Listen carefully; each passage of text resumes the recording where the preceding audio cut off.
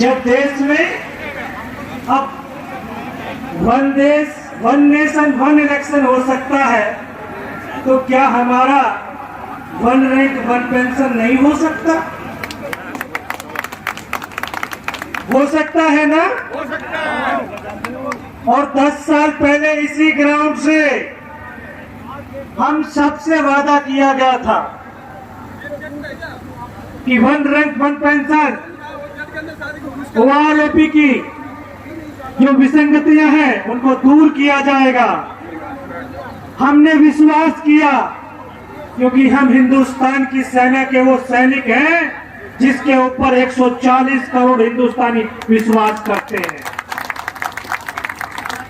और हमने इस देश के विश्वास को कभी टूटने नहीं दिया। अपने देश के विश्वास को बनाए रखने के लिए हमने अपने जीवन की हर सांस को और लहू की हर बूंद को सीमाओं पर बहाया है। तब जाकर के इस देश को, इस सेना के ऊपर, इन सैनिकों के ऊपर विश्वास कायम हुआ है। तो जब वो वादा करके चले जाते हैं, विश्वास में लेकर के चले जाते हैं, क्योंकि हम तो विश्वास के पुजारी हैं।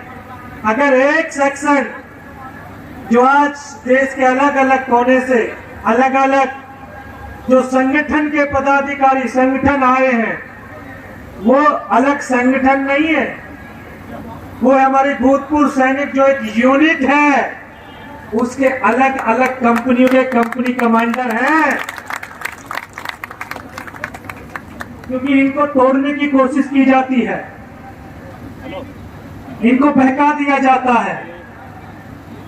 और हम आपको ये समझना होगा, हम सबको समझना होगा कि जो अंग्रेजों की चाल होती थी ना, डिवाइड एंड रूल्स, फूट डालो शासन करो, वही पॉलिटिशियंस की भी चाल है। देश के अंदर 50 लाख से ज्यादा एक्स सर्विसमैन हैं, और उसमें से 30 लाख के आसपास तो हम जैसे और जवान ही हैं। हमारी कितनी बड़ी संख्या है?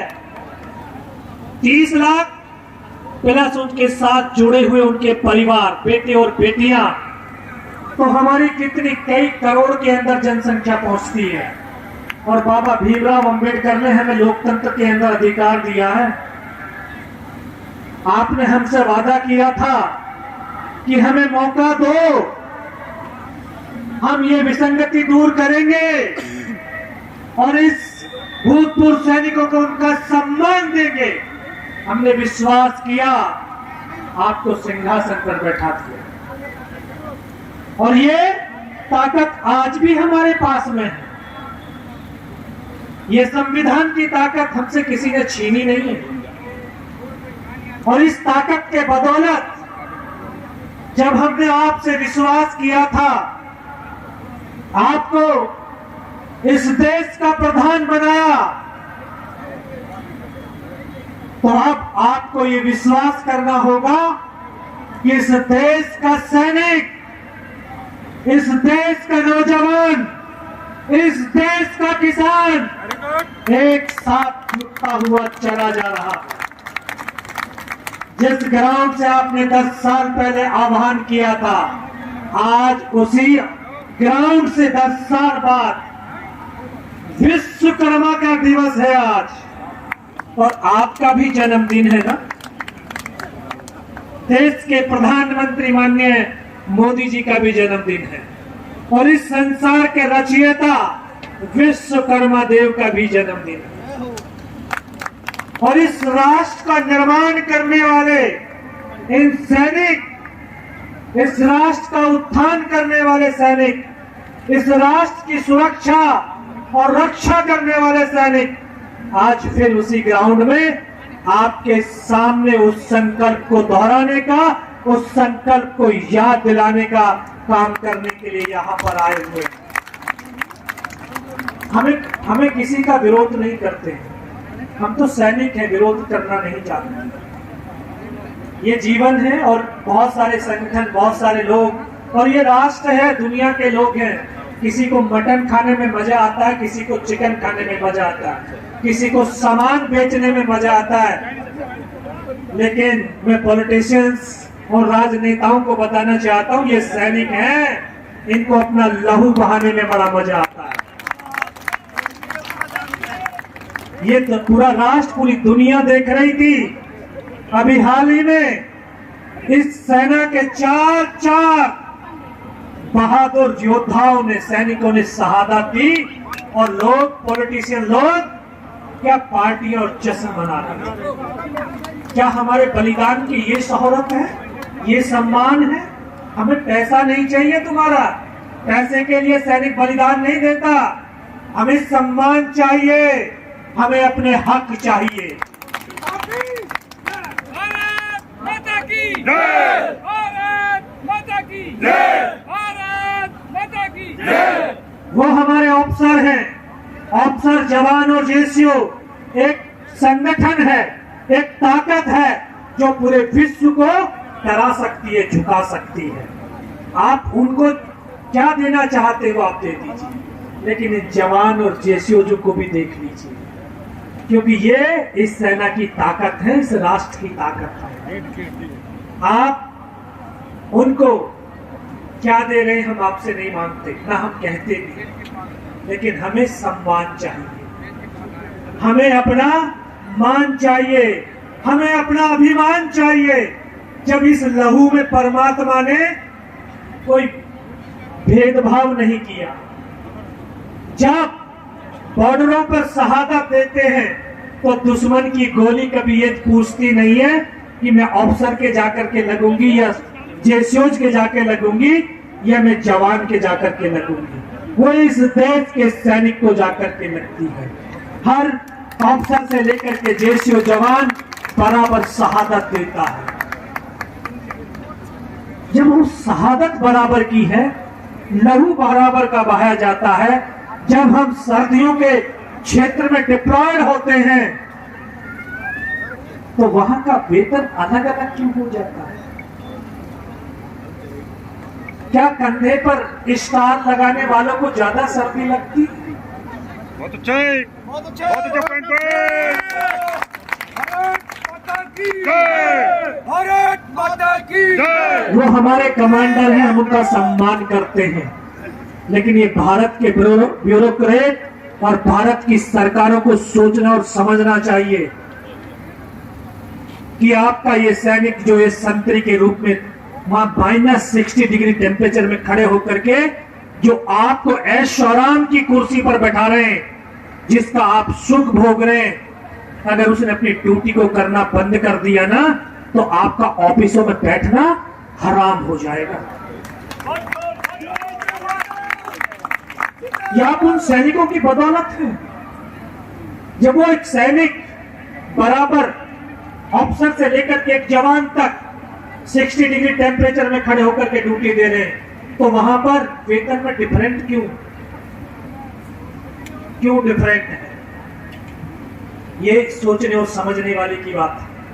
जब हम फील्ड इलाके के अंदर जाते हैं वहां पर कैटेगरी अलग अलग कर दी जाती है, और ये तो आपने देखा अपनी आंखों के सामने, जब कारगिल का युद्ध हुआ, जो पूरी देश ने मीडिया के माध्यम से लाइव देखा, और यहां तो पॉलिटिशियंस ने हमारी शहादतों को भी बंटवारा करना शुरू कर दिया कि अफसर मरेगा 5 लाख, जेसीओ मरेगा 2.5 लाख और जवान मरेगा 2 लाख।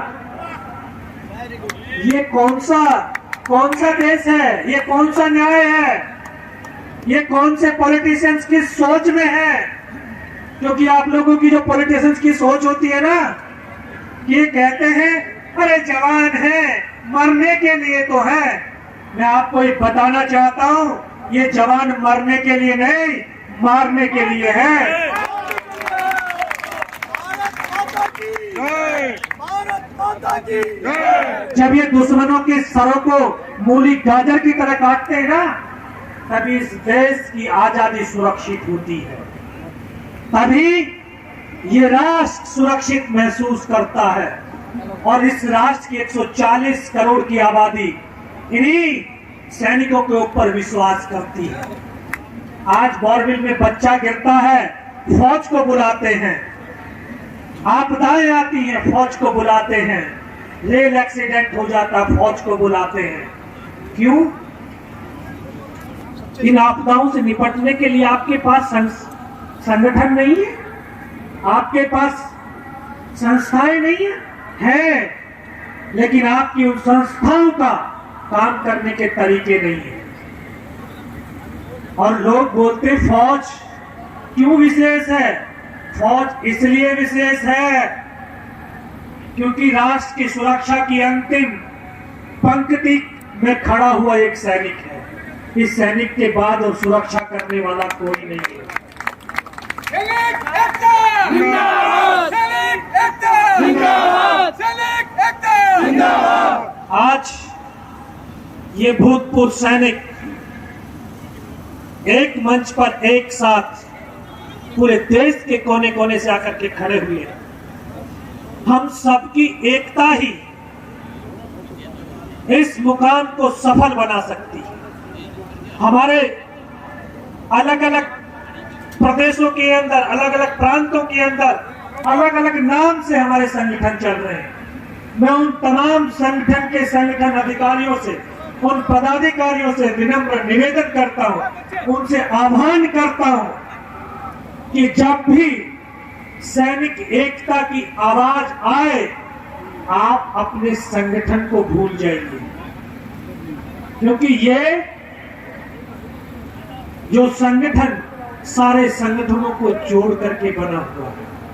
हम अनुशासन में रह करके, क्योंकि हमारी पहचान ही अनुशासित है, और ये इतनी बड़ी जनसंख्या के अंदर इतनी बड़ी लोगों के भीड़, देखिए कि बिना किसी सुरक्षा व्यवस्था के कितने आराम से बैठ करके अपने कार्यक्रम को सुनिश्चित कर रही है।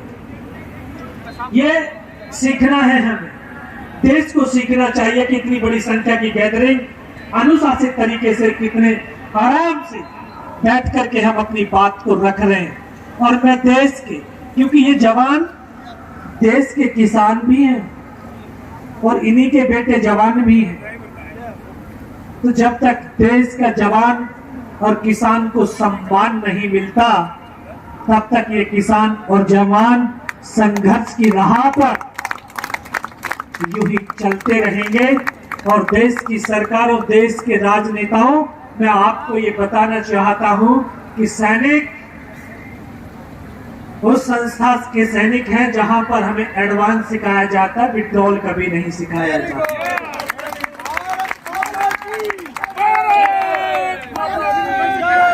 अब हमारे कदम हमारे मान सम्मान के अधिकार के लिए आगे बढ़ चुके हैं। अब ये पीछे नहीं हटेंगे, अब ये पीछे नहीं हटेंगे। अगर आपने अभी भी अपने उस वादे को याद नहीं किया, तो आगे आने वाले समय के अंदर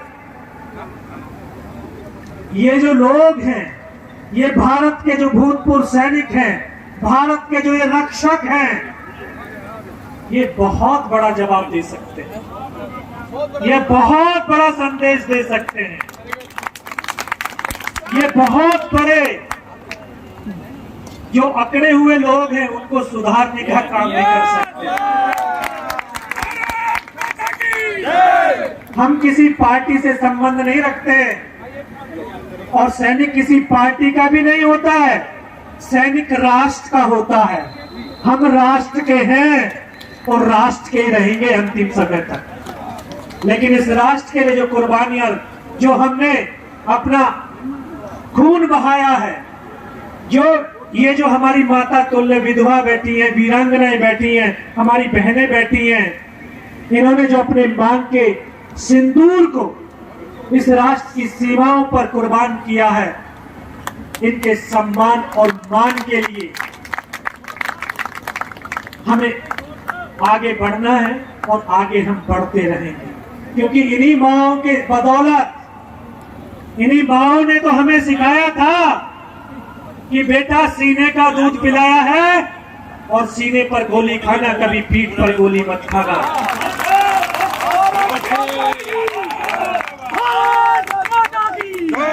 मेरे देशवासियों, आप देख रहे होंगे कि जब एक हिंदुस्तान के सैनिक की शहादत होती है, कभी आपने उस सैनिक की शहादत के शव को देखा होगा तो उसके सीने पर गोलियों के निशान होंगे, कभी पीठ पर गोली के निशान नहीं।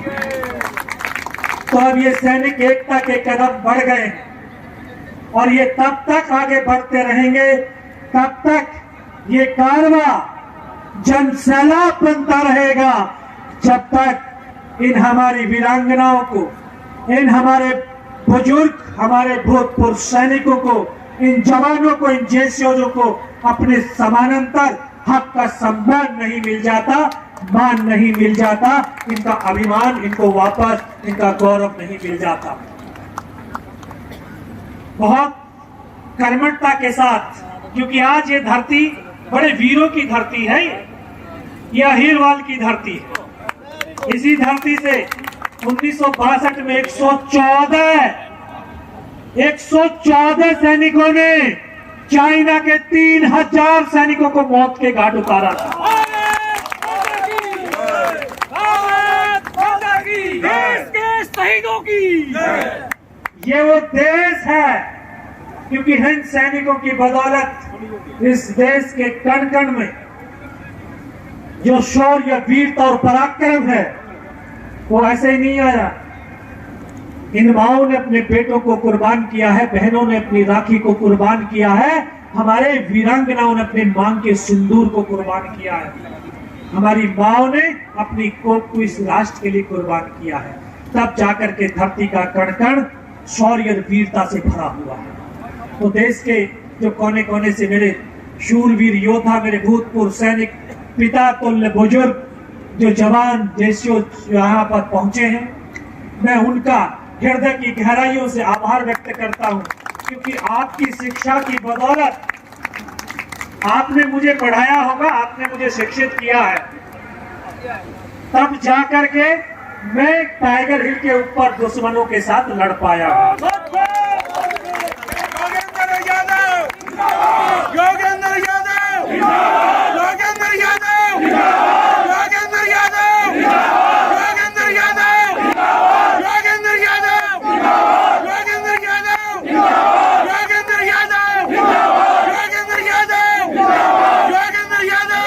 आखिर में मैं देश की सरकार से बस इतना कहना चाहता हूं कि देश हर तरह से, हर जगह आप बदलाव के, आपके पास सेक्टर है, आप वहां पर प्रयोग कीजिए, लेकिन देश की सेना के साथ कोई प्रयोग करने का खिलवाड़ मत कीजिए, क्योंकि ये प्रयोग करने वाली संस्था नहीं है,